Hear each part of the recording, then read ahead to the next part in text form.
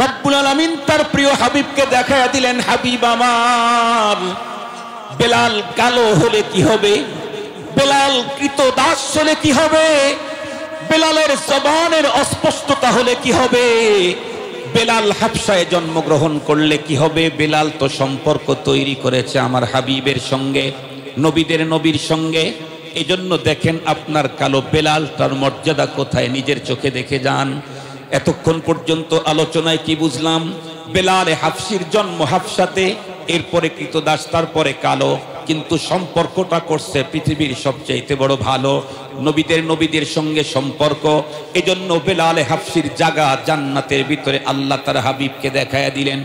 পক্ষান্তরে ওই খায়রুল কুরুন, ওই সোনালী যুগের আরো একজন মানুষের ইতিহাস বলতে চাই, মাত্র 2-4 মিনিটের ভিতরেই কমপ্লিট করে দেব ইনশাআল্লাহ। যেই লোকটার চেহারার সৌন্দর্যের বর্ণনা কি দেব, আমাদের দেশের ভিতরে দেখবেন কোন মানুষের চেহারা যদি বর্ণনাতীত সুন্দর হয়, তখন আমরা কি বলি? অমুকের চেহারায় আগুন। কথা বলেন ঠিক না ব্যাঠিক বললাম? কি বলে? অমুকের চেহারা না আগুন। খুব ভালো করে বুঝবেন, আমাদের দেশে যেমন কোন একজন মানুষের চেহারা অস্বাভাবিক সুন্দর হলে তারা আগুন বলি, ওই যুগের একজন মানুষ তার চেহারাটা অতি সুন্দর হওয়ার কারণে তার নামই রাখা হয়েছিল আবু লাহাব। আমরা তো বলি আগুন, তারা বলে আগুনের বাবা। আবু লাহাব, আঙ্গার লাহাবের বাবা। এত সুন্দর চেহারা, জন্ম নিল কোথায়? পৃথিবীর সবচাইতে শ্রেষ্ঠতম জমিন, যেই জমিনের ভিতরে আছে খানায়ে কাবা, যেই জমিনের ভিতরে আছে মিনা মুজদালিফা, যেই জমিনের ভিতরে আছে সাফা মারওয়া, যেই জমিনের ভিতরে আছে মাকামে ইব্রাহিম, যেই জমিনে আছে জাবালে নূর, যেই জমিনের ভিতরে আছে আরাফা, যেই জমিনের ভিতরে আছে জাবালুর রহমা।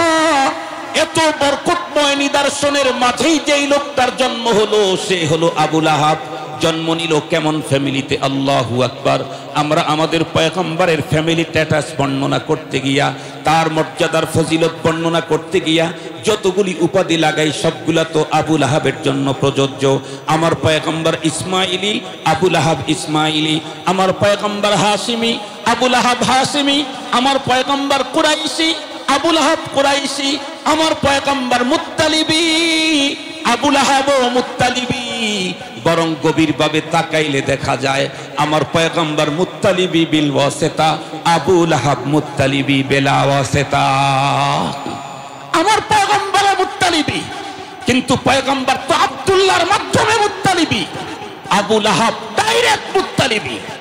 ভালো করে বুঝবেন, নবীর জন্য বংশীয় যত মর্যাদার কথা আমরা বলি, পড়েছি, শুনেছি, সবগুলি আবু লাহাবের জন্য প্রযোজ্য। আবু লাহাবের চেহারার সৌন্দর্যের কারণে নামই লেখা হয়েছে আগুনের বাবা। আবু লাহাব সবচেয়ে পৃথিবীর সেরা জায়গায় জন্ম নিল, পৃথিবীর শ্রেষ্ঠতম বংশে তার জন্ম হলো।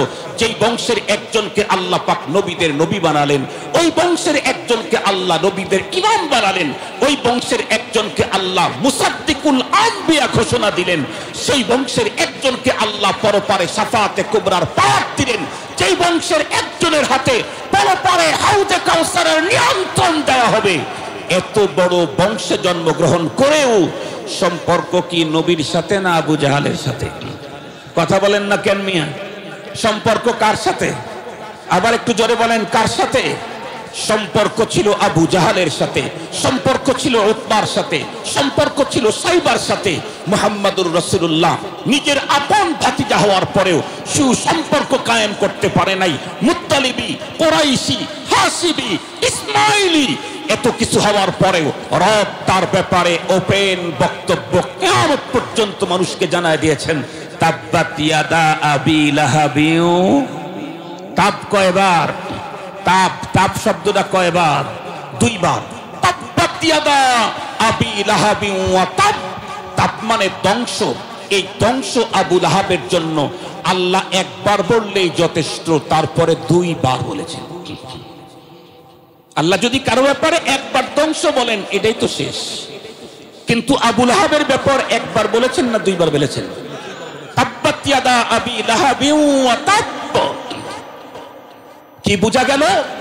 আমি কোন বংশের, কোন ফ্যামিলির, কোন চামড়ার, কৃষ্ণাঙ্গ না শীতাঙ্গ, আরবের না আজমের, এদেশের না ওদেশের, কোন শেখ, কোন বংশ, কোন খান, এগুলি দেখার কোনো সুযোগ নেই। তো বলতেছিলাম, আবু লাহাব এত উন্নত বংশ, উন্নত চেহারা, উন্নত দেশে জন্মগ্রহণ করেও শুধু সম্পর্কটা আবু জাহালের সাথে হয়েছে, নবীর সাথে হয় নাই। রব্বুল আলামিন তার ব্যাপারে চূড়ান্ত ঘোষণা দিয়ে সূরায় একটা নাজিল করলেন, সূরায়ে লাহাব, তাব্বাত ইয়াদা আবি লাহাব।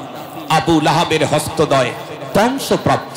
মুহতারাম হাজিরিন, আমি যেই বংশেরই হই, আমি ধ্বংস থেকে মুক্তি পেতে চাইলে কাদের সাথে সম্পর্ক রাখতে হবে? নবী অথবা নায়েবে নবী। কথা বলেন নবী, নায়েবে নবী। কথা বলেন নবী, নায়েবে নবী। নবীর বংশে জন্মগ্রহণ করেও নবীর সাথে সম্পর্ক না থাকার কারণে তার যদি ধ্বংস অনিবার্য হয়, আমি কোন বংশে জন্ম নিলাম? আমি কার সাথে সম্পর্ক রাখছি? আমার সম্পর্ক কার সাথে? আমি কার মশওয়ারা মানছি? মনে রাখতে হবে, কিয়ামত পর্যন্ত আর কোন নতুন নবী আসবেন না। কিয়ামত পর্যন্ত আর কোন নতুন নবী, আবার বলেন কিয়ামত পর্যন্ত আর কোন নতুন নবী, পুরাতন একজন নবী আসবেন, তার নাম যেন কি? ঈসা। যেভাবে বললেন তাতে মনে হয় আপনার খালাতো ভাই, আপনার 3 নাম্বারের ছোটটা ঈসা। ছোট ভাইরে যেমন বলে পয়গম্বরের নাম তেমন বলছে। একটু আদব শিখেন। নবী রসুলদের নাম উচ্চারণ করতে খুব আজমতের সাথে উচ্চারণ করতে হবে। সাহাবায়ে কেরাম রিদওয়ানুল্লাহি তাআলা আলাইহিম আজমাইন, ওনাদের নাম উচ্চারণ করতে আজমত মুহাব্বতের সাথে উচ্চারণ করতে হবে। হাত্তা কে উলামায়ে কেরামের নাম উচ্চারণ করতেও যদি পথভ্রষ্ট আলেম না হয়, তাহলে অবশ্যই তার নাম ইজ্জত, সম্মান, আজমতের সাথে উচ্চারণ করতে হবে। মনে থাকবে তো ইনশাআল্লাহ? মুহতারাম হাজিরিন, খুব ভালো করে কথাগুলি বোঝার জন্য চেষ্টা করবেন। বাংলাদেশে একটা সময় অনেক মানুষের মুখ থেকে শুনতাম কয় মামুনুল, মামুনুল, মানে নামটাও শুদ্ধ করে বলতে শিখে নাই। তারা হলো এদেশের সবচেয়ে বড়। মামুনুল নাম না মামুন নাম? কথা বলেন না কেন? মামুনুল হকের নাম হলো মামুনুল হক। যদি হক কেটে দেন তাহলে মামুন বলতে হবে। মামুনুল এটা আবার কি? কাকটার সাথে কোনটা লাগাইলেন? এতটুকুন দক্ষতা, যোগ্যতা যাদের নাই, নামটা শুদ্ধ করে বলতে পারে না, কোন অক্ষর পর্যন্ত নাম আর কোন অক্ষর পর্যন্ত নাম না, এটাও যারা আন্দাজ করতে পারে না, তারা মোল্লাদেরকে অশিক্ষিত বলতে চায়, তারা ওলামায়ে কেরামদেরকে মূর্খ বলতে চায়। বোঝে, শুধু নামটা ভালো করে বলতে পারে না। আমার তো মনে আছে, পৃথিবীর সবচেয়ে বড় আতঙ্ক ছিল উসামা বিন লাদেন। তার নামটা যখন লেখালেখি হলো তখন দেখছি সবাই বলে তারে লাদেন। লাদেন তো হের বাবাই। উনি লাদেন না, ওনার বাবা লাদেন। কথা বলেন না কেন? ওনার যার ব্যাপারে বলছে লাদেন, পত্রিকাতে দেখছি কয় লাদেন, লাদেন। এত বড় পত্রিকার সম্পাদক, এত বড় বড় সাহিত্যিক, এত বড় বড় ভাষাবিদ, এত বড় বড় কথা শিল্পী, এত বড় বড় পণ্ডিত, বাবারে ছেলের নাম দিয়ে চালায় দিতেছে। লাদেন হলো উসামার বাবা, যার ব্যাপারে বলছে ওনার নাম হলো উসামা। কথা বলেন, ওনার নাম কি? আবার উসামা বিন বলেন না, যে উসামা বিন, যেমন বলছে মামুনুল, এরকম বলেন না, এটা উসামা।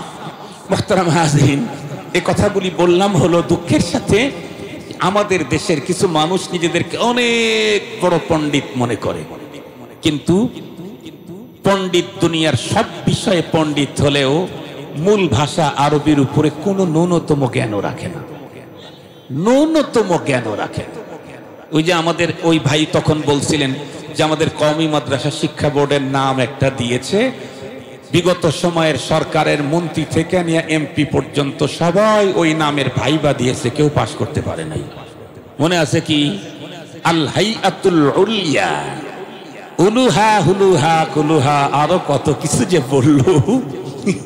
এক নাম বলতেই তাদের কিয়ামত অর্ধেক ঘটে গেছে, আর অর্ধেক ৩৬শে জুলাই কমপ্লিট। মুহতারাম হাজিরিন, ওদিকে আমি যেতে চাই না, আমি শুধু বলতে চাচ্ছি আমরা সোনালী যুগের দুইজন মানুষের ইতিহাস কিছুটা শুনলাম, একজন আবু লাহাব আর একজন বেলাল হাফসি রাদিয়াল্লাহু তাআলা আনহু। বলুন তো দেখি, কার মাকাম কোথায় থাকার কথা ছিল টোটালটি উল্টে গেল কিসের কারণে? শুধুই সম্পর্কের কারণে। কথা বলেন কিসের কারণে? নবী বংশের নবীজির আপন চাচা আবু লাহাব, তার মাকাম হওয়ার কথা ছিল ওই জায়গায়, একেবারে উল্টে গিয়ে তাব্বাত ইয়াদা আবি লাহাব হয়ে গেল। আর হাফসাতে জন্মগ্রহণ করা কারো মানুষ তারপরে কৃতদাস, তার নাম একেবারে অবস্থান নিচে যাওয়ার কথা ছিল। তার অবস্থানটা কি? ওই 1400 বছর আগে দেখা দরকার নাই, আজকে দেখলেই তো বুঝেন। এখানে যতগুলি মানুষ আছে অনেককে জিজ্ঞেস করলে এখনই তোমার দাদার নাম কি, কেউ হয়তো ঠাস করে বলতে পারবে, অনেকেই দাদার নাম মনে আসতেছে না হুজুর। আবার কেউ বলবে যে হুজুর একটু দেরি করেন, আব্বার কাছ থেকে শুনে আসি। ঠিক বললাম না? ঠিক বললাম। নিজের দাদার নামটাও অনেকের স্মরণে নাই, কিন্তু আজকের পৃথিবীতে 200 কোটি মুসলমান প্রাপ্তবয়স্ক যারা হযরতে বেলাল হাফসির নাম জানে না এমন মুসলমান খুঁজে পাওয়াই কঠিন আছে। 1450 বছর আগে পৃথিবী থেকে চলে গেছেন, মাকাম মর্যাদা আল্লাহ কোথায় দিয়েছেন, 1450 বছর পরেও পৃথিবী তাকে ভুলতে পারতেছে না, পৃথিবী তাকে ভুলতে পারতেছে না। যতদিন পর্যন্ত কোরআন থাকবে, হাদিস থাকবে, আযান থাকবে, ইকামত থাকবে, ততদিন পর্যন্ত হযরতে বেলাল থাকবেন। শেখ সাদি রহমাতুল্লাহি আলাইহি একটা কবিতায় বর্ণনা করেছেন পরম বন্ধুকে। উনি বলেন, দোস্ত আদানম কে গিরাত দস্তে দোস্ত দরপরি শাহালি ও দরমন্দেগি। প্রকৃত বন্ধু তোমার কে? সুখের দিনের বন্ধুর অভাব থাকে না। প্রকৃত বন্ধু হলো সুখের দিন যে পাশে দাঁড়ায়, দুঃখের দিনে, সেই হলো প্রকৃত বন্ধু। আপনারা যখন এদেশের পতিত সরকার প্রধানকে একেবারে ভয়ঙ্কর এক অবস্থাতে দেশ থেকে তাড়িয়ে দিলেন, আল্লাহর বান্দি কত আইটেমের খাবার তৈরি করেছিল, খাইতেও দিলেন না। এরপরে যে দেশটা তারা স্বাধীন করলো, সেই দেশের মাটি দিয়েও যেতে দিলেন না, দিলেন আকাশ সীমা ব্যবহার করতে। একেবারে অসহায় কেউ যখন তাকে স্থান দিচ্ছে না, সেই মুহূর্তে যারা আদর, সোহাগ, ভালোবাসা, সম্মান দিয়ে কাছে টেনে নিল, এদের চাইতে পরম বন্ধু পৃথিবীতে আর কে হতে পারে? এখন বলেন তো দেখি, তারা আমাদের বন্ধু না শত্রু? হ্যাঁ, তাও বলতেছেন শত্রু। মাশাআল্লাহ, তারা অবশ্যই বন্ধু, তবে আমাদের না, এ দেশেরও না। তারা হলো পতিত স্বৈরাচারের বন্ধু, তারা হলো ফ্যাসিবাদের বন্ধু। মুহতারাম হাজিরিন, ধরে নেন ওই পারের কোনো এক বন্ধু এই পারের কোনো এমপির সাথে খুব সম্পর্ক, ব্লাড কানেকশন নেই, আত্মীয়তার সম্পর্ক নেই, দেশের সম্পর্ক নেই, অন্য সম্পর্ক। বিগত দিনে আমরা দেখেছি, এদেশে জন্ম নিলাম, এদেশের আইডি আছে, এদেশের পাসপোর্ট আছে, এদেশে জন্ম, এদেশে শিক্ষা, এদেশেই কর্ম। এরপরেও গিয়ে অফিসে গিয়ে দেখলাম আমার চাইতে দাদা বাবুদের দাপটি বেশি। আপনারা মনে হয় দেখেন নাই, আমার চাইতে দাদা বাবুদের দাপট বেশি। কেন? কারণ হলো আমি এদেশের হলে কি হবে, পাওয়ারফুল লোকের সাথে আমার সম্পর্ক নাই, দাদা বাবুর সম্পর্ক আছে পাওয়ারফুল লোকের সাথে। কি বোঝা গেল? আত্মীয়তার সম্পর্কের চাইতে বাইরের সুসম্পর্কের দাম অনেক বেশি। এ কারণেই রব্বুল আলামিন ঈমানদারদেরকে ডেকে এই পৃথিবীর বিশেষ এক শ্রেণীর মানুষের সাথে সম্পর্ক গড়ার জন্য অর্ডার করেছেন। পৃথিবীর সমস্ত ঈমানদারদেরকে ডেকে আল্লাহ তাআলা বলেন, ইয়া আইয়ুহাল্লাযীনা আমানু, আল্লাহ বলেন হে ঈমানদারেরা, ইত্তাকুল্লাহ, তোমরা তাকওয়ার মতো মহান সম্পদ অর্জন করো। তাকওয়ার সম্পদ অর্জন করলে আমার কি পাওনা হবে? আল্লাহ বলেন, ইন আউলিয়াউহু ইল্লাল মুত্তাকুন। আল্লাহ বলেন তুমি যদি মুত্তাকি হতে পারো, তাকওয়ার গুণ অর্জন করতে পারো, তাহলে তুমি তো এখন আমার বান্দা। তাকওয়া অর্জন করলে তুমি আমার বন্ধু হয়ে যাবে। সুবহানাল্লাহ বলবেন না? যে কাটা তারের ওই পারে থেকে যদি এই পারের লোকের বন্ধু হয়, তার যদি এত দাপট হয়, আমি যদি রব্বুল আলামিনের বন্ধু হই, আমার কি দাপট হবে না? আমার কি পাওয়ার হবে না? আমার কি মর্যাদা হবে না? নিশ্চিত।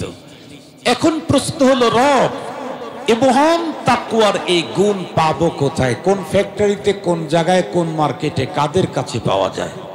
আল্লাহ পাক দেখাইয়া দিলেন। আল্লাহ পাক বলেন, ওয়াকুনু মা'আস সাদিকিন,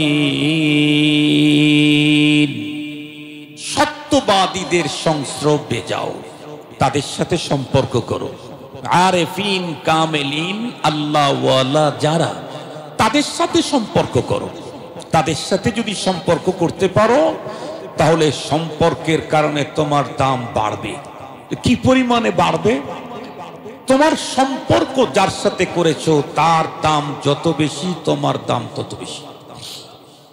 এ কারণেই তো তামাম পৃথিবীতে যত উম্মত আছে, সমস্ত উম্মতের ভিতরে সবচাইতে শ্রেষ্ঠ উম্মত উম্মতে মুহাম্মাদি, মুহাম্মাদুর রাসূলুল্লাহ সাল্লাল্লাহু আলাইহি ওয়াসাল্লামের উম্মত। কেন? এই উম্মতের সম্পর্ক হলো, সমস্ত উম্মতের সম্পর্ক হলো উম্মতের নবীদের সাথে, আর এই উম্মতের সম্পর্ক হলো নবীদের নবীর সাথে। আমাদের পয়গম্বর কি উম্মতের নবী না নবীদেরও নবী? নবীদেরও নবীর সাথে সম্পর্ক হওয়ার কারণে সমস্ত উম্মতের মধ্যে সবচাইতে শ্রেষ্ঠ উম্মত হয়েছে এই উম্মত। খুব ভালো করে বুঝবেন, ওই নবীজির সাথে ডাইরেক্ট যারা সম্পর্ক করেছেন সশরীরে, তারা এই পৃথিবীর নবী এবং রসুলগণের পরে পৃথিবীর সেরা মানুষ। ওনারা হলেন সাহাবায়ে কেরাম রিদওয়ানুল্লাহি তাআলা আলাইহিম আজমাইন। এই পৃথিবীতে নবীদের পরে সাহাবীদের চাইতে দামি কোনো মানুষ অতীতেও ছিল না, এখনো নেই, কিয়ামত পর্যন্ত কোনো দামি মানুষ সাহাবীদের চাইতে পৃথিবীতে আসতেই পারে না। কেন? কারণ সাহাবীদের ডাইরেক্ট সম্পর্ক ছিল সশরীরে নবীদের নবীর সাথে। নবীদের নবীর সাথে সম্পর্ক করে সাহাবী হয়েছে। সাহাবীদের সাথে যারা সম্পর্ক করেছে তারা তাবেঈ হয়েছে। তাবেঈদের সাথে যারা সম্পর্ক করেছেন তারা তাবেঈ তাবেঈ হয়েছেন। তাবেঈ তাবেঈদের সাথে যাদের সম্পর্ক হয়েছে তারা এই উম্মতের সলফ হয়ে গেছে। এখান থেকেই বোঝা যায় আমার কার সাথে সম্পর্ক করা দরকার। আমি যদি দুনিয়ার কোনো পাওয়ারফুল ব্যক্তির সাথে সম্পর্ক করি, আমার দাম বাড়বে, কিন্তু দুনিয়াতে কতদিন? যার সাথে সম্পর্ক গড়েছি তার পাওয়ার যতদিন, আমার পাওয়ারও ততদিন। ওনার পাওয়ার যেদিন উড়াল দিবে, সেদিন আমার পাওয়ার কলা পাতার উপরে চলে যাবে। কোথায় চলে যাবে বুঝেন নাই?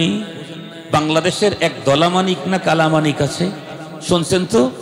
বাংলাদেশের 116 জন হুজুরের নামের তালিকা করেছিল। আল্লাহর মেহেরবানিতে আমি ওই সিরিয়ালে 37 নাম্বার। আমি গর্ব করি, সারা বাংলাদেশের মানুষের মধ্যে আমি 37 নাম্বার। মর্যাদা আমার। এখানে মানুষ তো 18, 19 কোটি, 17 কোটি। এতগুলি মানুষের মধ্যে আমি 37 নাম্বার, এ তো কম গর্ব না আমার। ফিকির করেছিলাম কোন দিক দিয়ে 37 নাম্বার, কিন্তু আমি আমার ক্যালকুলেশনে কোনো দিক দিয়ে 37 না, 37,000 নাম্বারেই নাই আমি। যদি বলেন আলেমের তালিকায়, তাও আমি হাজার হাজার নাম্বারের পরে। যদি বলেন বক্তার তালিকায়, হাজার হাজার নাম্বারের পরে। যদি বলেন চেহারার সৌন্দর্যের দিক থেকে, তাইলে তো একটা কথা বলতেই হয়। বাংলাদেশের কোনো এক কেন্দ্রীয় মসজিদে জুমার নামাজের খুতবা দেওয়ার জন্য বলল যে হুজুর আপনি আসেন। তো আমি বয়ান করলাম, খুতবা দিলাম। নামাজের পরে একটা রুমে আমাকে বসতে দিল। এরপরে ওই মসজিদের বড় একজন পদের অধিকারী উনি আসলেন।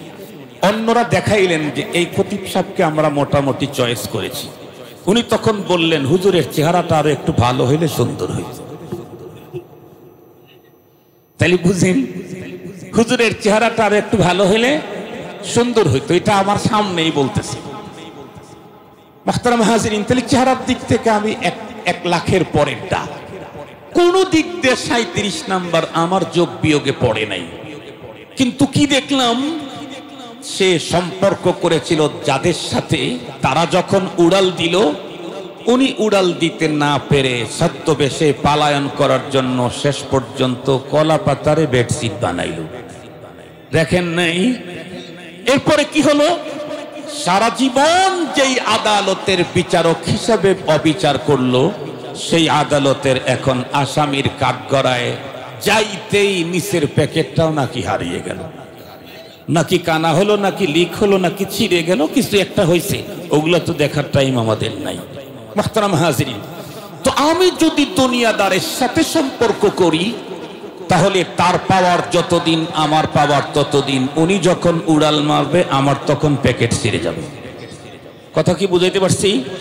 পক্ষান্তরে যদি আমি দিনদারের সাথে সম্পর্ক করি, তাহলে তামাম পৃথিবীকেই চ্যালেঞ্জ করছি, শুধু রাজধানীকে না, তামাম পৃথিবীকেই চ্যালেঞ্জ করছি। দিনদার দিন যত গড়তে থাকবে, তার মর্যাদা ততই বাড়তে থাকবে। চলন্ত প্রমাণ 2 জন বুজুর্গের নাম বলবো। একজন অল্প কয়েক বছর আগে আমাদের মাঝ থেকে বিদায় নিয়েছেন শেখুল ইসলাম আল্লামা আহমদ শফি রহিমাহুল্লাহ। জোয়ানকালে তার পরিচিতি ছিল চট্টগ্রামে। এরপরে যখন একটু বুড়ো হতে থাকলেন, পরিচিত পুরা দেশে। যখন উনি নিজের পায়ের উপরে ভর করে দাঁড়াইতেই পারেন না, হেফাজতে ইসলামের মিটিং এর যখন ডাক দিলেন, তখন তার পরিচিত সারা দেশে না সারা দুনিয়াতে। হেফাজতে ইসলাম সারা ওয়ার্ল্ড চেনে। এই লোকটা যতই বৃদ্ধ হতেছিলেন, ততই তার পাওয়ার কমতে ছিল না, বাড়তে ছিল। একটা পর্যায়ে কি দেখলাম, উনি নিজেই বলতেন, আমার কাছে হেলিকপ্টার এটা রিক্সার মতো। রিক্সা যেমন মানুষ নিয়ে এসে দাঁড় করায় রাখে, হুজুরের জন্য হেলিকপ্টার হাটহাজারী মাদ্রাসার ছাদের উপরে অপেক্ষায় থাকতো ঘন্টার পর ঘন্টা। হুজুর আসতেন না, ফিরিয়ে দিতেন। শুধু তাই না, এই দেশের চিত্র আমরা দেখেছি। সবচাইতে বড় দম্ভ দেখাইতো যেই লোকটা, সেই লোকটাও কোনো একটা প্রোগ্রামে বিনয়ের সাথে হাত আগায়া দেয়া হুজুরের কাছে বাবা মার জন্য দোয়া চাইতে বাধ্যই হয়েছিল। উনি তো দুনিয়াতে যত বয়স বাড়তে ছিল, ততই পাওয়ার বাড়তে ছিল। আমি নিজের চোখে দেখেছি। বাংলাদেশের অনেক সংস্থার প্রধানেরা নিজের চোখে দেখেছি আমি হাটহাজারীতে। কারণ আমি তো হাটহাজারী হযরতের মুজাজ, ওনার খেলাফত প্রাপ্ত। হুজুর অনেক মুহাব্বত করতেন, যদিও লম্বা টাইম সহবত পাই নাই। আমি দেখতাম অনেক ডিপার্টমেন্টের সংস্থার প্রধানেরা ঘন্টা ব্যাপী দাঁড়িয়ে আছে শুধুই সাক্ষাতের অনুমতির অপেক্ষায়।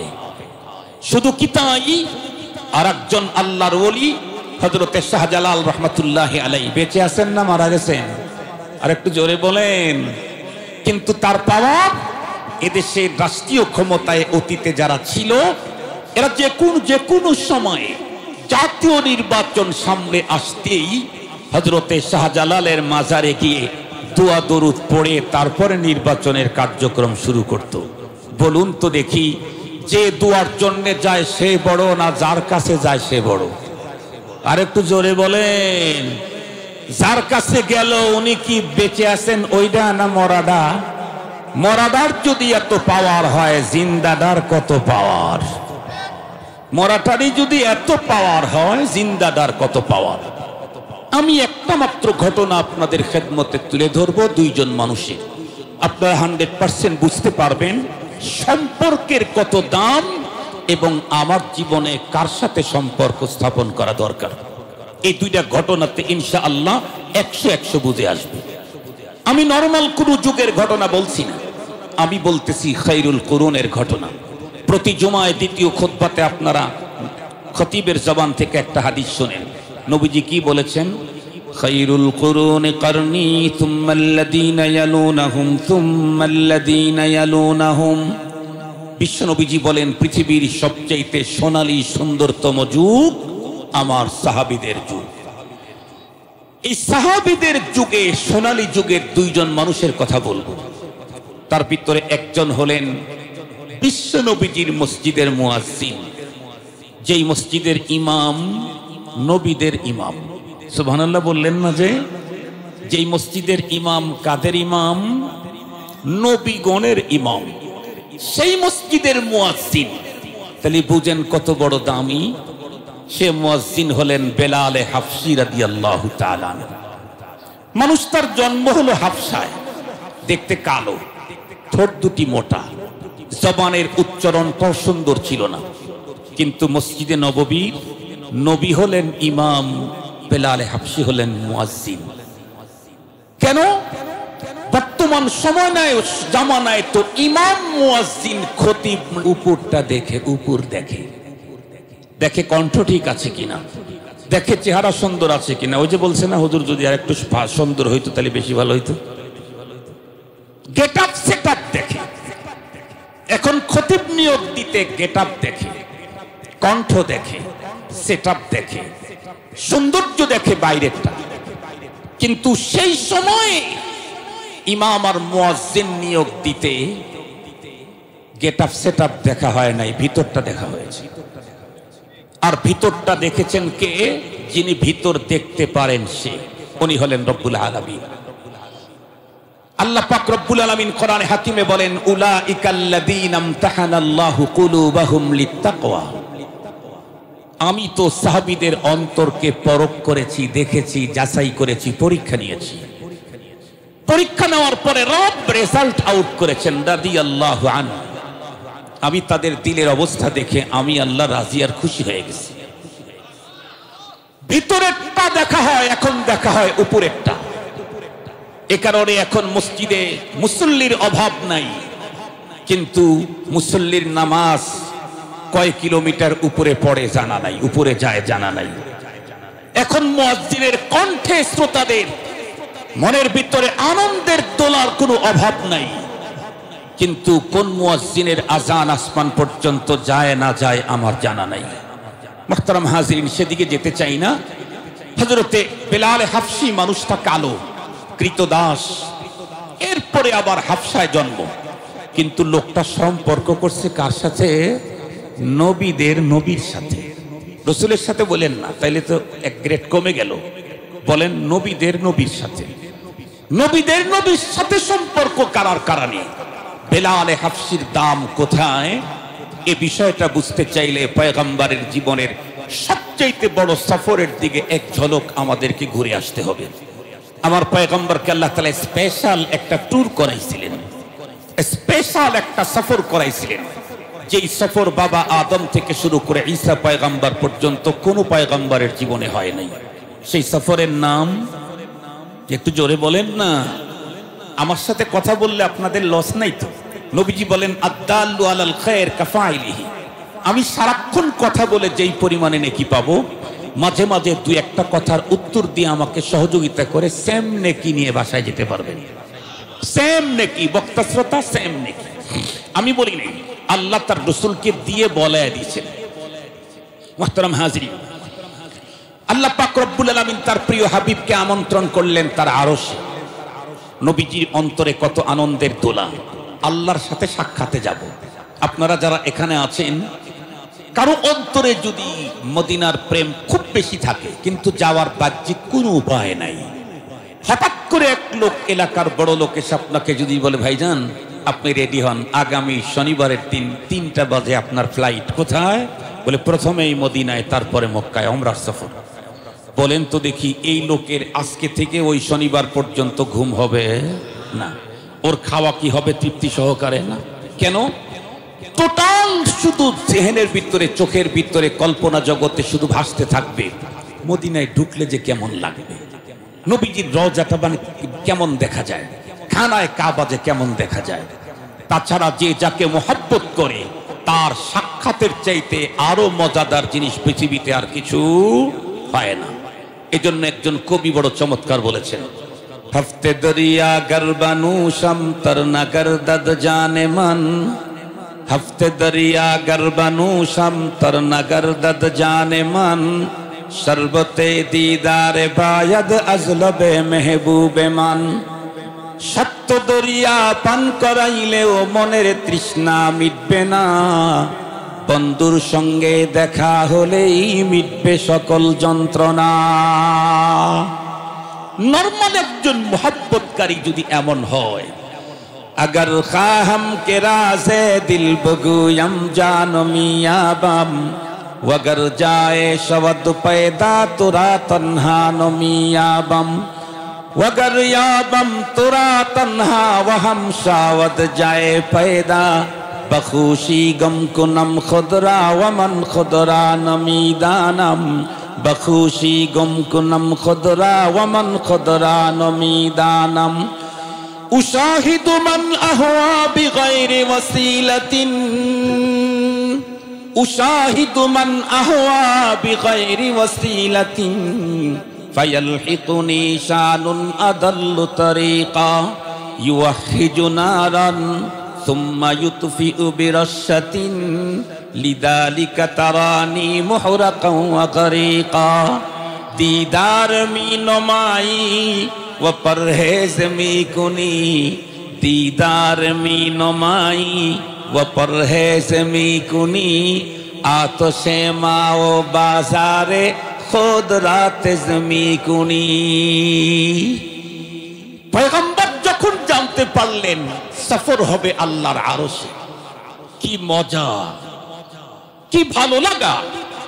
দিন চলতে চলতে আল্লাহ পাক তার হাবিবকে যে রাত্রে নিয়ে যাবেন সেই রাত্রে তার হাবিবকে দাওয়াত করেছেন। শুধু দাওয়াত দিয়েই ক্ষান্ত হন নাই, তার আরশে নেওয়ার জন্য, ইস্তেকবালের জন্য, রিসিপশনের জন্য 2 গ্রুপ পাঠিয়ে দিয়েছেন।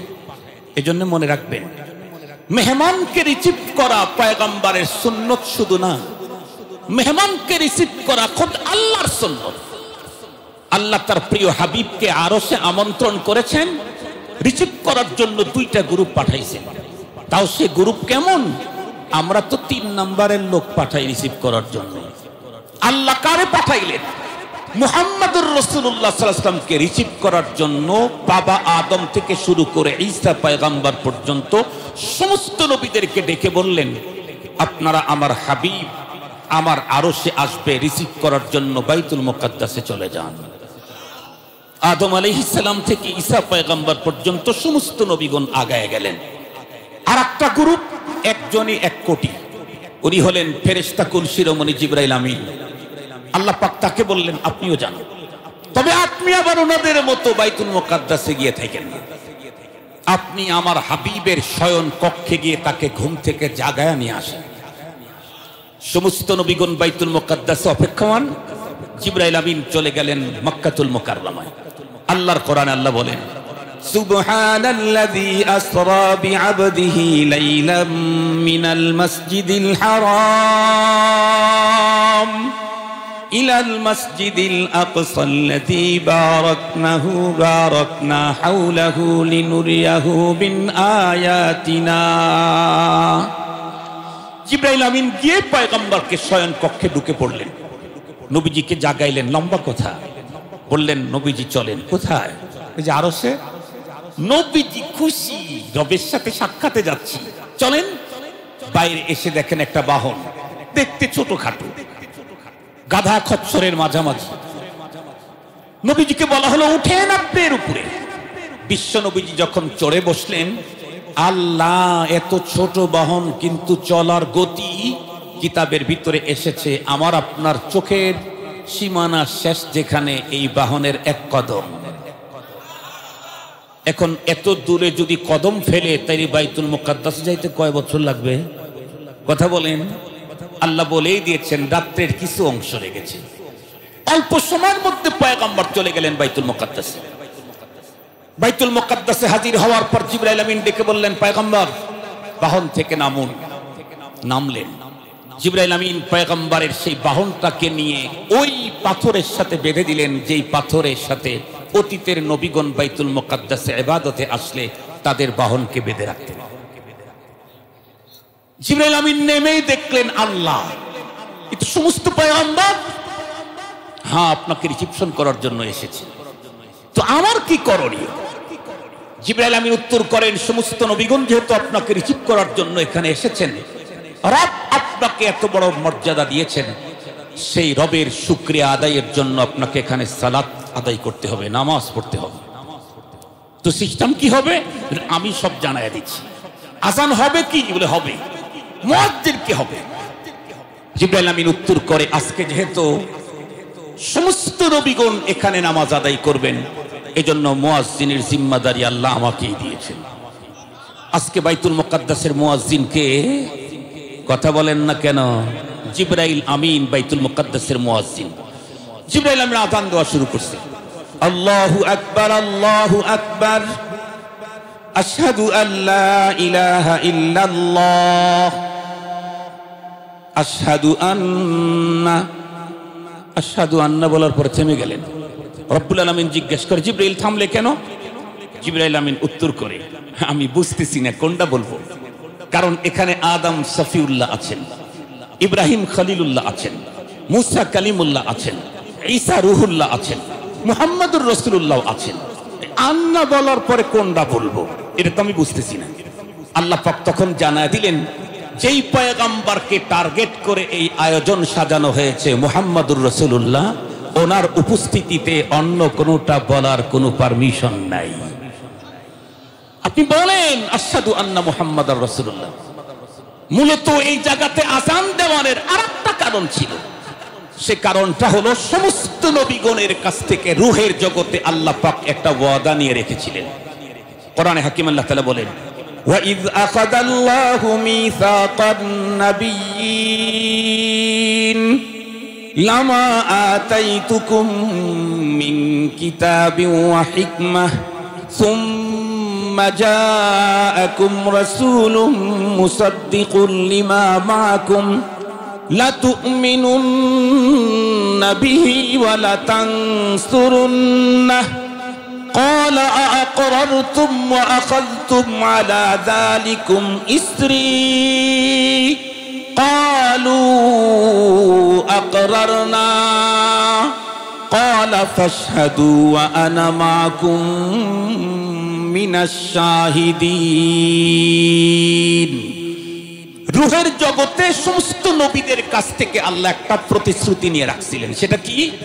আমি আপনাদেরকে ইলম দেব, নবুয়ত দেব, রিসালাত দেব, শরীয়ত দেব, সব দেব। সুম্মা উলামার তোলাবারা বুঝবে, সুম্মার ভিতরে দুইটা অর্থ, তাখির আখির। অনেক দেরিতে, সবার পরে, অনেক দেরিতে আপনাদের সবার পরে একজন নবী আসবেন। লা তুমিনুন্না বিহি, তার প্রতি আপনাদের কি ঈমান আনতে হবে। এখন মজার কথা, যার উপরে ঈমান আনতে হবে উনি আসার আগে আমরা চলে গেলাম, তো ঈমান আনবো কেমনে? কিন্তু এই প্রশ্ন কোন নবী না করে বলছেন আকরার না। আল্লাহ আপনি ওয়াদা চাইলেন, আমরা ওয়াদা দিয়ে দিলাম। ওয়াদা পূরণের জন্য রব্বুল আলামিন সমস্ত নবীগণকে মেরাজের এই সফরে বাইতুল মুকাদ্দাসে পাঠিয়ে দিলেন। জিবরাইলকে বললেন তুমি আযান দাও। জিবরাইল আযান দেওয়া শুরু করলেন। মাসআলা হলো মুয়াজ্জিন যা বলে মুসল্লিকে তাই বলতে হয়। আল্লাহু আকবার, আল্লাহু আকবার। সমস্ত নবীগণ বললেন আল্লাহু আকবার, আল্লাহু আকবার। আশহাদু আল্লা ইলাহা ইল্লাল্লাহ জিবরাইল আমিনের কণ্ঠের সাথে মিলাইয়া আযআদম তাঈসা সমস্ত নবীগণ বললেন আশহাদু আল্লা ইলাহা ইল্লাল্লাহ, আশহাদু আন্না মুহাম্মাদার রাসূলুল্লাহ। জিবরাইল আমিনের কণ্ঠের সাথে কণ্ঠ মিলাইয়া আযআদম তাঈসা সমস্ত নবীগণ বললেন আশহাদু আন্না মুহাম্মাদার রাসূলুল্লাহ। যেই ওয়াদা আল্লাহ রূহের জগতে নিয়ে রেখেছিলেন, সেই ওয়াদাকে পূরণ করবার জন্য বাইতুল মুকাদ্দাসকেই আল্লাহ চয়েস করে নিলেন। মুসলমান ভাইরা, আমার লম্বা কথা বলতে চাই না।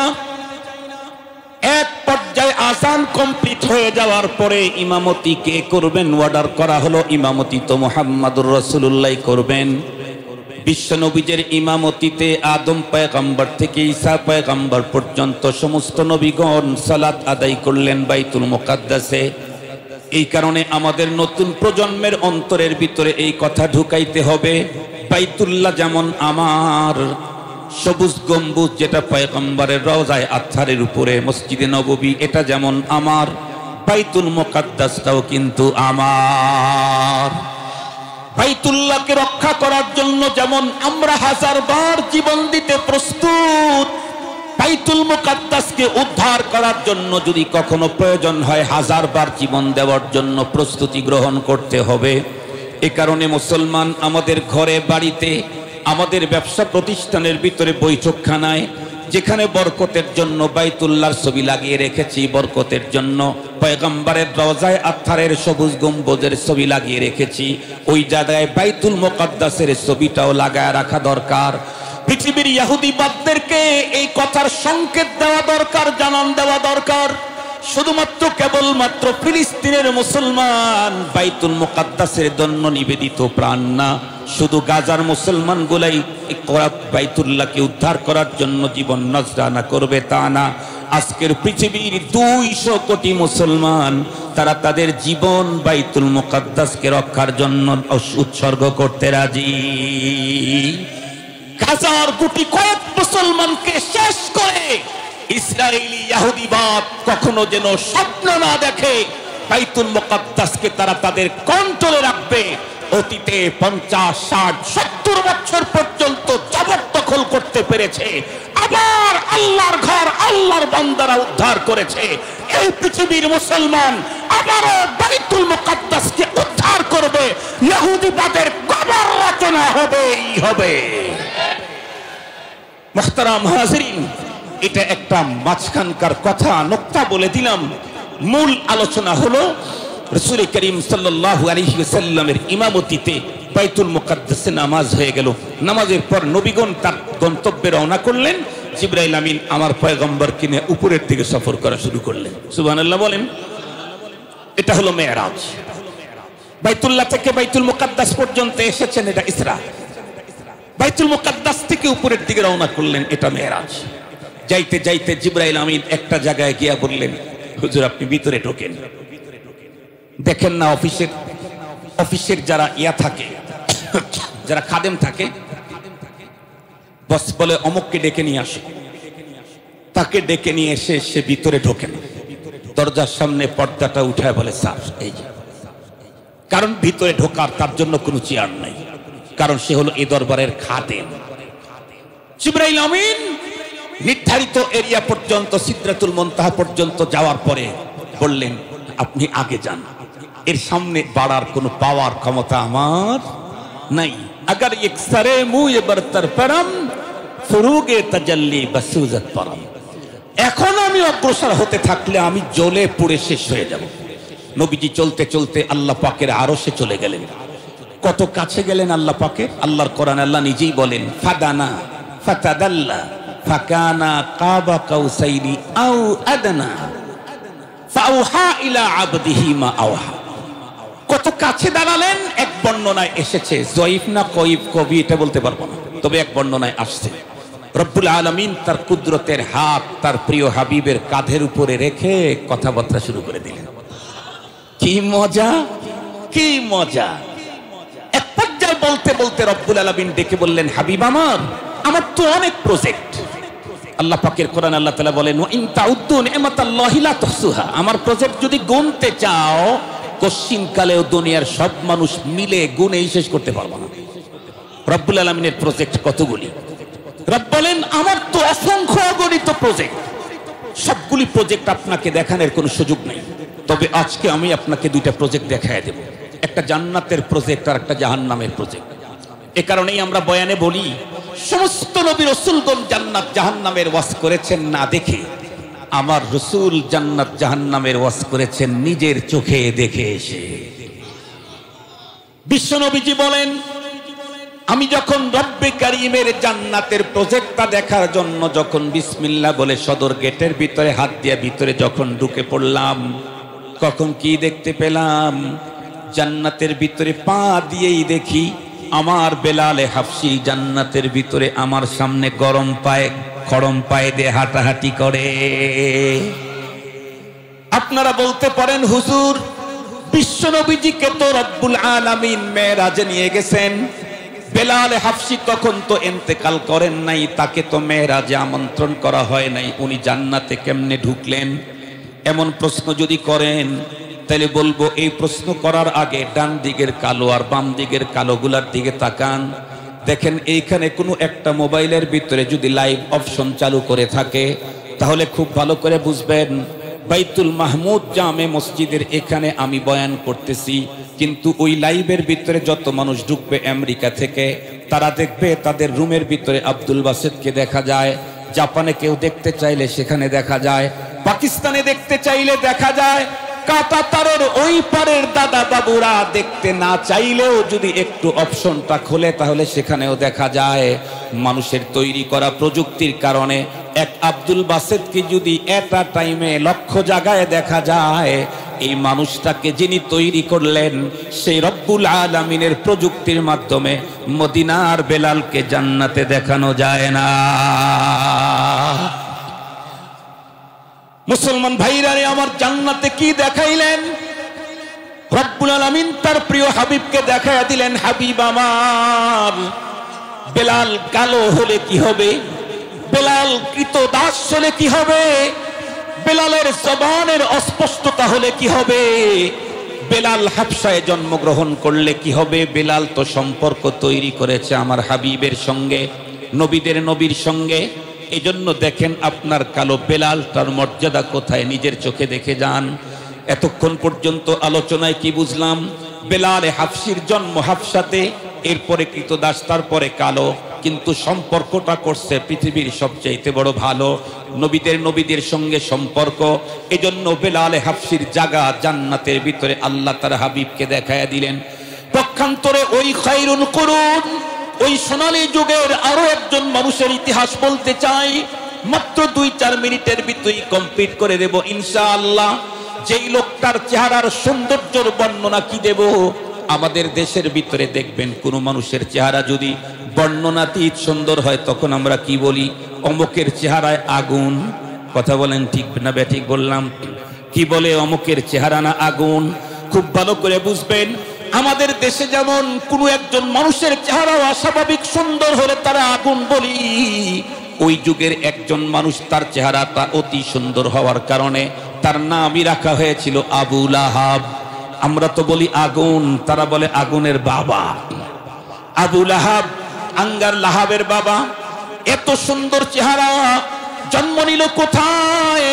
পৃথিবীর সবচাইতে শ্রেষ্ঠতম জমিন, যেই জমিনের ভিতরে আছে খানায়ে কাবা, যেই জমিনের ভিতরে আছে মিনা মুজদালিফা, যেই জমিনের ভিতরে আছে সাফা মারওয়া, যেই জমিনের ভিতরে আছে মাকামে ইব্রাহিম, যেই জমিনে আছে জাবালে নূর, যেই জমিনের ভিতরে আছে আরাফা, যেই জমিনের ভিতরে আছে জাবালুর রাহমা। এত বরকতময় নিদর্শনের মাঝেই যেই লোকটার জন্ম হলো সে হলো আবু লাহাব। জন্ম নিল কেমন ফ্যামিলিতে? আল্লাহু আকবার। আমরা আমাদের পয়গম্বরের ফ্যামিলি স্ট্যাটাস বর্ণনা করতে গিয়া, তার মর্যাদার ফজিলত বর্ণনা করতে গিয়া যতগুলি উপাধি লাগাই সবগুলা তো আবু লাহাবের জন্য প্রযোজ্য। আমার পয়গম্বর ইসমাইলি, আবু লাহাব ইসমাইলি। আমার পয়গম্বর হাশিমি, আবু লাহাব হাশিমি। আমার পয়গম্বর কুরাইশি, আবু লাহাব কুরাইশি। আমার পয়গম্বর মুত্তালিবি, আবু লাহাব মুত্তালিবি। বরং গভীরভাবে তাকাইলে দেখা যায় আমার পয়গম্বর মুত্তালিবি বিল ওয়াসিতা, আবু লাহাব মুত্তালিবি বিলা ওয়াসিতা। আমার পয়গম্বর মুত্তালিবি, কিন্তু পয়গম্বর তো আব্দুল্লাহর মাধ্যমে মুত্তালিবি, আবু লাহাব ডাইরেক্ট মুত্তালিবি। ভালো করে বুঝবেন, নবীর জন্য বংশীয় যত মর্যাদার কথা আমরা বলি, পড়েছি, শুনেছি, সবগুলি আবু লাহাবের জন্য প্রযোজ্য। আবু লাহাবের চেহারার সৌন্দর্যের কারণে নামই লেখা হয়েছে আগুনের বাবা। আবু লাহাব সবচেয়ে পৃথিবীর সেরা জায়গায় জন্ম নিল, পৃথিবীর শ্রেষ্ঠতম বংশে তার জন্ম হলো। যেই বংশের একজনকে আল্লাহ পাক নবীদের নবী বানালেন, ওই বংশের একজনকে আল্লাহ নবীদের ইমাম বানালেন, ওই বংশের একজনকে আল্লাহ মুসাদ্দিকুল আম্বিয়া ঘোষণা দিলেন, সেই বংশের একজনকে আল্লাহ পরপারে শাফাআতে কুবরার পাঠ দিলেন, যেই বংশের একজনের হাতে পরপারে হাউজে কাউসারের নিয়ন্ত্রণ দেওয়া হবে।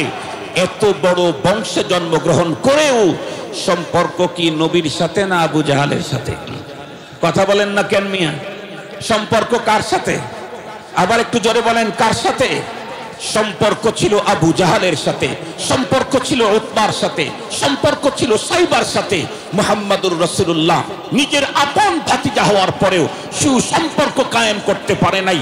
মুত্তালিবি, কুরাইশি, হাশিমি, ইসমাইলি, এত কিছু হওয়ার পরেও রব তার ব্যাপারে ওপেন বক্তব্য কিয়ামত পর্যন্ত মানুষকে জানায় দিয়েছেন, তাব্বাত ইয়াদা আবি লাহাবিউ, তাব কয়বার?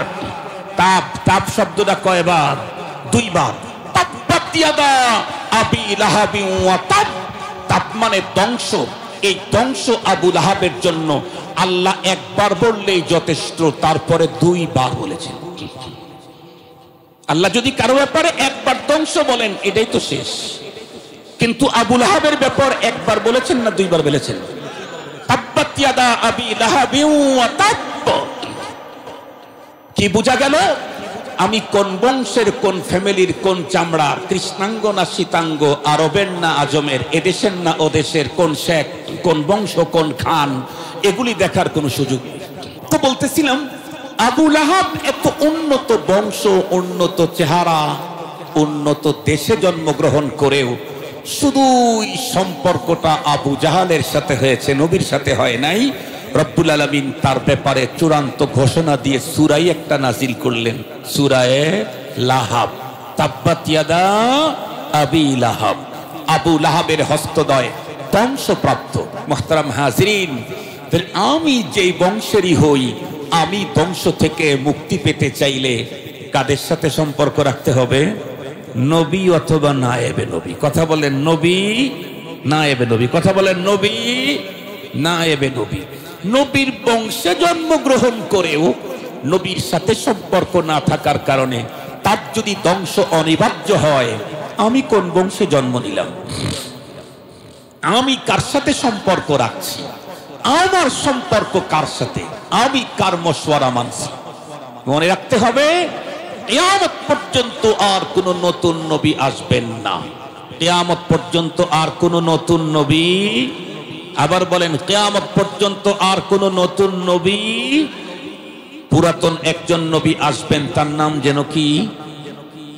ঈসা। যেভাবে বললেন তাতে মনে হয় আপনার খালাতো ভাই, আপনার 3 নাম্বারের ছোটটা ঈসা। ছোট ভাইরে যেমন বলে পয়গম্বরের নাম তেমন বলছে। একটু আদব শিখেন। নবী রাসূলদের নাম উচ্চারণ করতে খুব আজমতের সাথে উচ্চারণ করতে হবে।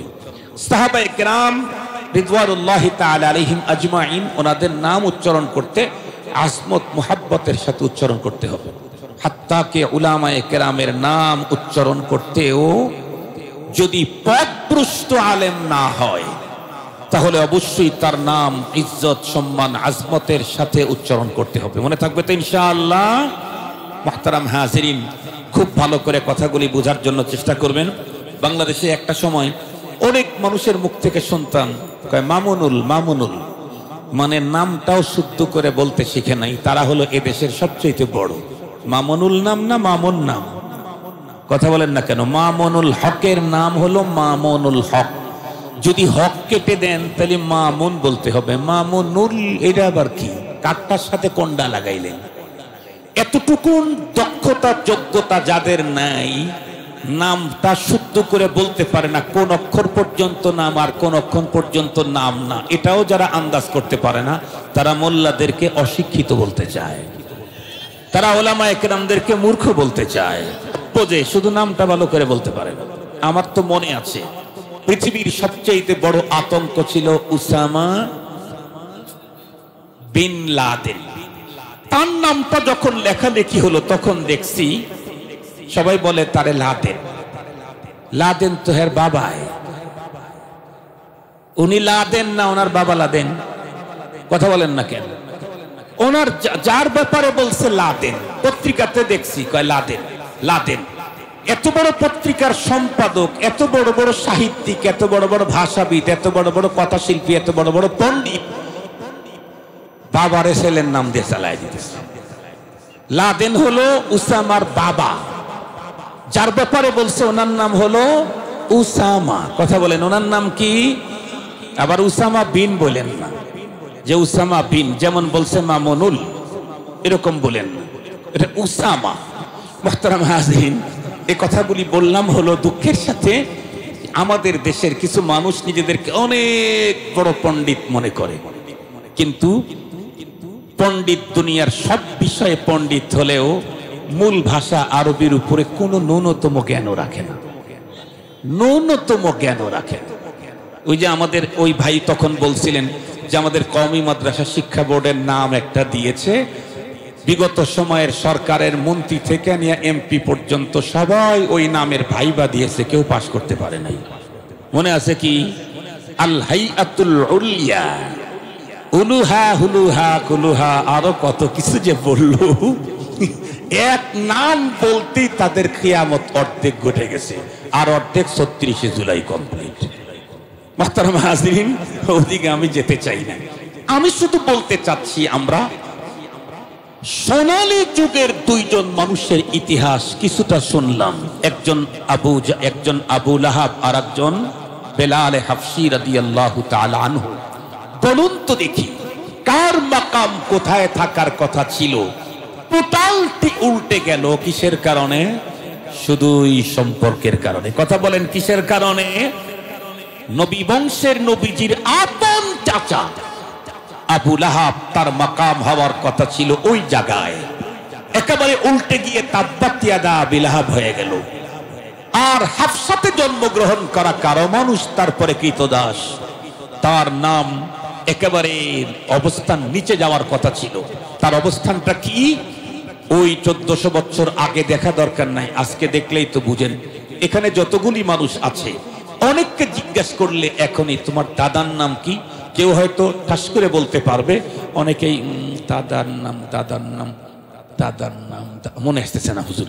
আবার কেউ বলবে যে হুজুর একটু দেরি করেন, আব্বার কাছ থেকে শুনে আসি। ঠিক বললাম না? ঠিক বললাম। নিজের দাদার নামটাও অনেকের স্মরণে নাই, কিন্তু আজকের পৃথিবীতে ২০০ কোটি মুসলমান প্রাপ্তবয়স্ক যারা হযরতে বেলাল হাফসির নাম জানে না, এমন মুসলমান খুঁজে পাওয়াই কঠিন আছে। ১৪৫০ বছর আগে পৃথিবী থেকে চলে গেছেন, মাকাম মর্যাদা আল্লাহ কোথায় দিয়েছেন, ১৪৫০ বছর পরেও পৃথিবী তাকে ভুলতে পারতেছে না, পৃথিবী তাকে ভুলতে পারতেছে না। যতদিন পর্যন্ত কোরআন থাকবে, হাদিস থাকবে, আযান থাকবে, ইকামত থাকবে, ততদিন পর্যন্ত হযরতে বেলাল থাকবেন, ততদিন পর্যন্ত হযরতে বেলাল রাদিয়াল্লাহু তাআলা আনহু উনি থাকবেন। সঙ্গত কারণে আপনারা এখন সিদ্ধান্ত নেন কার সাথে সম্পর্ক করবেন। এখন যদি বলেন যে হুজুর ওই মানের বুজুর্গ কি আর এখন আছে, আপনারা যে বলেন আব্দুল কাদের জিলানী কি আর এখন পাওয়া যায়, এখন কি আর জুনায়েদ বাগদাদি পাওয়া যায়, এখন তো হুজুর আপনাদের কাউকে বিশ্বাস টিশ্বাস করা যায় না। তাইলে আমি আপনাদেরকে একটা সহজ কথা বলি, খুব ভালো করে বুঝবেন। এই আদালতে, এইখানে একটা কোর্ট আছে, এই কোর্টে কে কে কথা বলার পারমিশন আছে, এটা কোর্টের প্রধান ভালো বলতে পারবে না ওই পঞ্চগড়ের একজন কৃষক ভালো বলতে পারবে? কথা বুঝেন নাই? আমাদের ঢাকাতে সুপ্রিম কোর্ট আছে না, হাইকোর্ট আছে না? এই কোর্টে কে কে আইন নিয়ে কথা বলার অধিকার আছে? এখানকার লিগেল আইনজীবী কারা, ব্যারিস্টার কারা? এই কথাটা কি এখানকার কোর্টের প্রধান যিনি উনি বলতে পারবেন, না ওই পঞ্চগড়ের একজন খেটে খাওয়া দিনমজুর পাবলিক বলতে পারবেন? এখানকার ইনি বলতে পারবেন। বুজুর্গ কে আর বুজুর্গ কে না, এটা আপনি মাস্টার মিস্টার ব্যারিস্টাররা ঠিক করবেন, না যার সাথে সম্পর্ক ওনার ঘোষণা শুনবেন? কথা বলেন না কেন? বুজুর্গ কে? যে আল্লাহর সাথে সম্পর্ক রাখে, সে আহালুল্লাহ, সে ওলিউল্লাহ, সে রব্বানী, সে আল্লাহর ওলি, সে বুজুর্গ। আল্লাহর ওলি কে? এটা মাস্টার আর মিস্টার ঠিক করে দিবেন, আল্লাহ ঠিক করবেন? আর একটু জোরে বলেন, আর কে ঠিক করে দিবেন? আল্লাহ জানাইছেন তার রসুলকে, আল্লাহ জানাইছেন তার রসুলকে। নবীজির হাদিস যেগুলি, এগুলি ওহী, কোরআন তো ওহী, হাদিস ও ওহী। হাদিসের কথাগুলি কার? মর্ম আল্লাহর, শব্দ মুহাম্মদুর রাসূলুল্লাহ। তো আল্লাহ পাকের রসুলকেই জিজ্ঞেস করি, এই পৃথিবীতে আল্লাহর ওলি আছে নাকি? আল্লাহ পাকের রসুল কি বলেন? আল্লাহ তার রসুলকে দিয়ে বলাইছেন, কি বলাইছেন? ইন্না লিল্লাহি আহলিনা মিনান নাস। ওগো আমার হাবিব, আপনিই বলে দেন এই পৃথিবীতে আমার কিছু পরিবারভুক্ত লোক আছে। আল্লাহর পরিবারভুক্ত লোক? হায় হায়, কোরআন শরীফে আছে লাম ইয়ালিদ ওয়া লাম ইউলাদ ওয়া লাম ইয়াকুল লাহু কুফুয়ান আহাদ। উনি কারো কাছ থেকে জন্ম নেন নাই, কাউকে জন্ম দেন নাই, ওনার সমকক্ষ কেউ নাই। নবীজি বলতেছেন তার পরিবারভুক্ত লোক, তারা কারা? আল্লাহ পাকের রসুল বললেন আহলুল কোরআন হুম আহলুল্লাহি ওয়া খাসাতুহু, যারা কোরআন ওয়ালা তারাই আল্লাহ ওয়ালা। সুবহানাল্লাহ বলবেন না যে? যারা কোরআন ওয়ালা তারাই, আবার বলেন যারা কোরআন ওয়ালা তারাই আল্লাহ ওয়ালা। আপনাদেরকে একটা ছোট্ট হিসাব বুঝাই, বুঝবেন। আপনাদের কোনো কোম্পানি আছে কারো, অথবা ছোটখাটো ফ্যাক্টরি অথবা ছোট একটা ব্যবসায়ী আছে, কিন্তু সেই ব্যবসাতে একজন ম্যানেজার নিয়োগ দিয়েছেন, 50 বছর হয় আপনার এখানে থাকে। 50 বছর পর্যন্ত যদি কোনো ম্যানেজার একই ফ্যাক্টরিতে একই মালিকের অধীনে থাকে, তাহলে তার আমানতদারিতার উপরে কোনো প্রশ্ন করার সুযোগ আছে কি? না। আর যাই হোক, তার আমানতদারিতার উপরে কোনো প্রশ্নের সুযোগ নেই।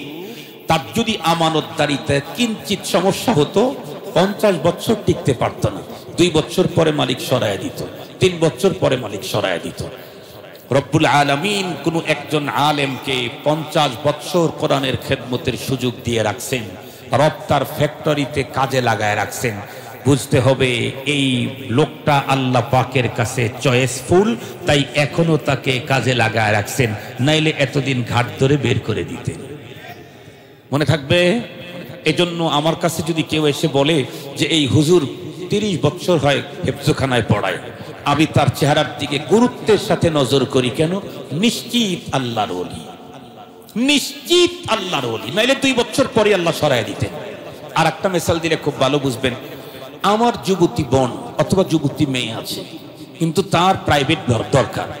বলুন তো দেখি, আমার যুবতী বোন যুবতী মেয়েকে প্রাইভেট পড়ানোর জন্য কি এলাকার ওই ছেলেটাকে নিয়ে আসব যার চরিত্র নিয়ে কয়েকবার কমপ্লেইন হয়েছে?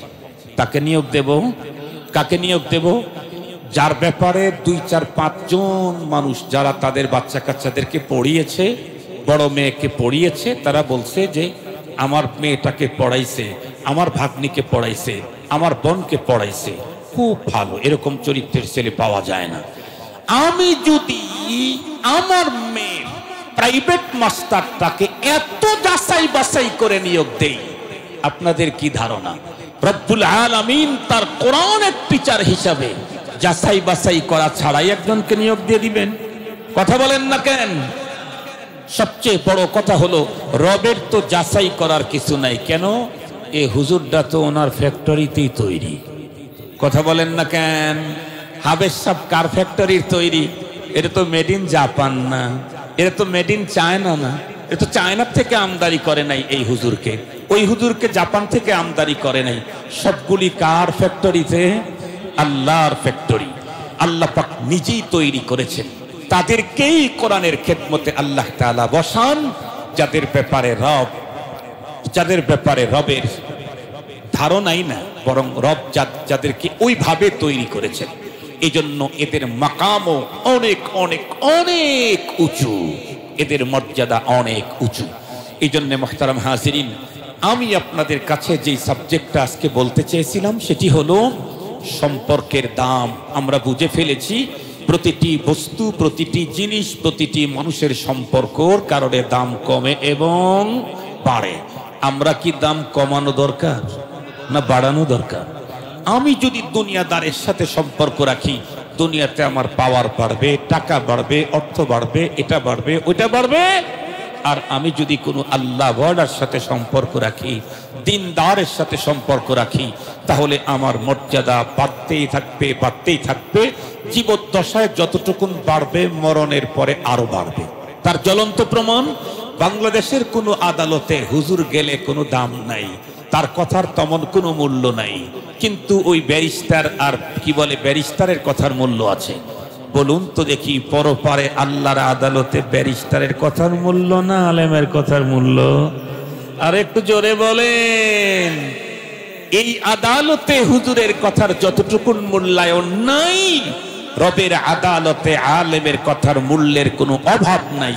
আল্লাহ তার রাসূলকে দিয়েই জানায় দিয়েছেন, ইয়াশফাউ ইয়াউমাল কিয়ামা আল আম্বিয়া ওয়াল উলামা সুম্মা শুহাদা। আল্লাহ পাকের রাসূল এই হাদিসে বলেন, কিয়ামতের দিন অপরাধীদেরকে সুপারিশ করে করে জান্নাতে যে ঢুকাবে, এরকম গ্রুপ এই হাদিসে 3টা বলা হয়েছে। 1 নম্বর নবী এবং রসুলগণ সুপারিশ করে করে অপরাধীদেরকে জান্নাতে পাঠায় দিবেন।